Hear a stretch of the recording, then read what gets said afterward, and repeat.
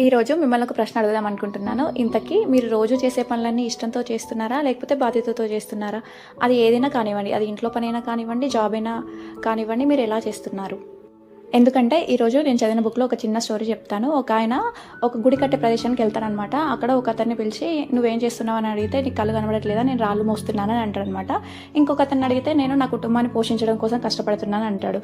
అదే ఇంకొకరిని అడిగితే, నేను ఒక అద్భుతమైన గుడిని నిర్మించబోతున్నాను అని చెప్తారనమాట. అక్కడ ఆ ముగ్గురు చేసే పని కూడా ఒకటే. కాకపోతే అందులో ఒక అతని కష్టాన్ని చూస్తాడు, ఇంకొక అతని బాధ్యతను చూస్తాడు, మరొక అతను అయితే తన లక్ష్యాన్ని చూస్తారనమాట. ఇంతకీ ఈరోజు బుక్లో నచ్చిన లైన్ ఏంటంటే, మన హ్యాపీనెస్ అనేది మనం చేసే పనిలో ఉండదు, నిజానికి ఆ పనిని మనం ఎలా చూస్తున్నాం అనే దాన్ని బట్టే ఉంటుంది అనేసి ఈ లైన్ నాకు చాలా బాగా నచ్చింది. అందుకే అంటారు కదా, ఇష్టమైన పని ఎంత కష్టమైనా చేయాలనిపిస్తుంది అని. ఇందుకేనేమో ఈరోజు రొటీన్కి వస్తే చిన్నోళ్ళ కోసం ఒక చిన్న టాయ్స్ అయితే ఆర్డర్ పెట్టాను. జస్ట్ 150కే 2 రోడ్ ట్రక్స్ వచ్చాయన్నమాట. అసలు ఆసమ్ క్వాలిటీ. కొన్నిసార్లు మనం ఎక్కువ కాస్ట్ పెట్టినా కూడా అంత యూస్ఫుల్ అనిపించవు టాయ్స్. ఈరోజు పెట్టినవైతే వాళ్ళకి చాలా బాగా నచ్చాయి, చాలా ఎంటర్టైన్మెంట్గా ఫీల్ అయ్యారు వాళ్ళైతే.